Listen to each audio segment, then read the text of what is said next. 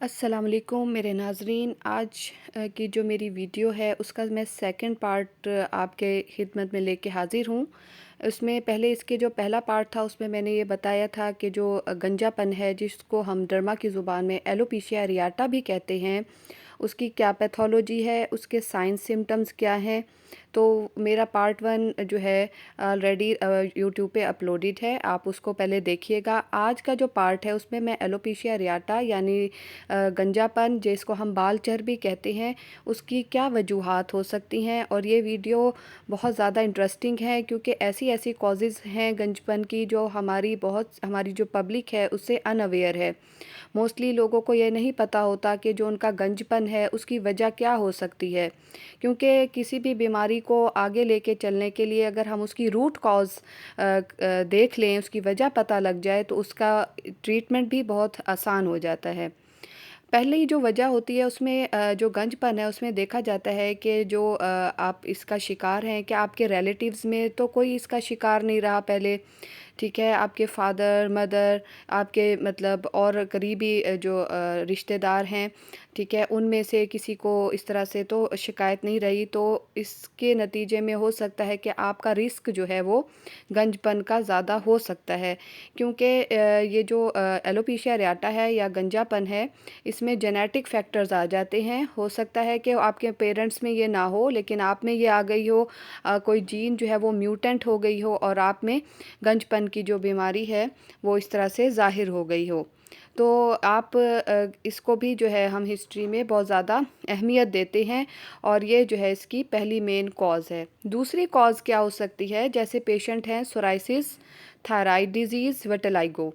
अगर आपको इनमें से कोई बीमारी है तो भी आपका रिस्क बढ़ जाता है कि आपको गंजपन यानी कि आप एलोपेशिया एरियाटा के साइंस सिम्टम्स आपकी बॉडी पे ज़ाहिर हो सकते हैं।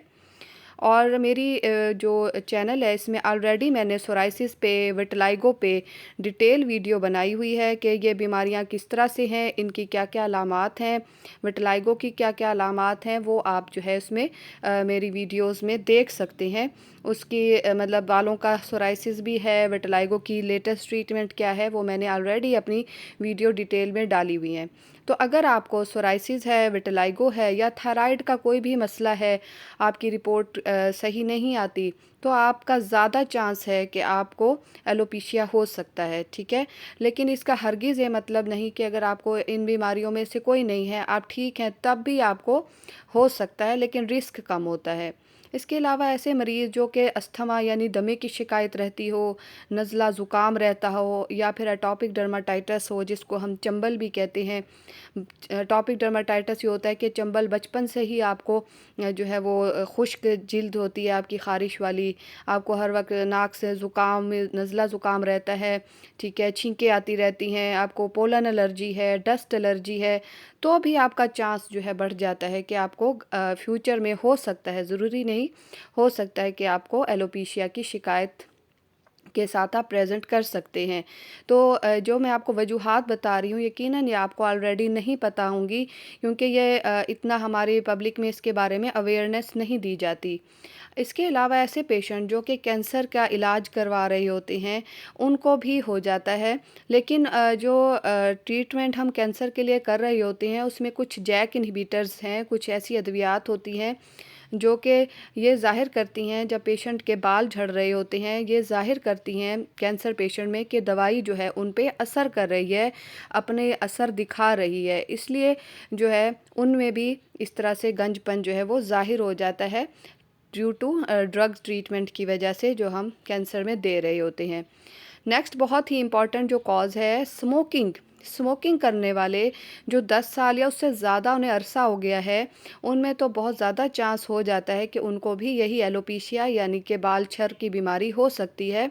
और स्पेशली ऐसे अफराद जो दिन में 5 सिगरेट लेते हों, एटलीस्ट 5 सिगरेट वो लेते हों, तो उनको ये ज़्यादा कंप्लेन हो सकती है, ठीक है। बाकी मैंने आपको एलोपेशिया की अपने पार्ट 1 में अलामात बताई हैं कि वो हमारे सर के अलावा जिस्म के कहाँ-कहाँ के जो बाल हैं बॉडी के उनको भी मुतासिर करती है।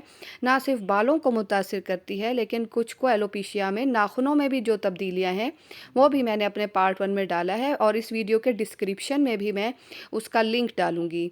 तो आज की जो मेरी वीडियो है उसमें मैंने आपको वजूहात बताई हैं और आगे मैं आपको ये भी बताती हूँ कि उसकी तशख़ीस किस तरह से की जाती है और उसमें क्या हम एग्ज़ामिन करते हैं तो डॉक्टर अपने नतीजे पे पहुँचते हैं कि क्या ये फ़ंगल है या फिर ये वाकई बाल छर की बीमारी है।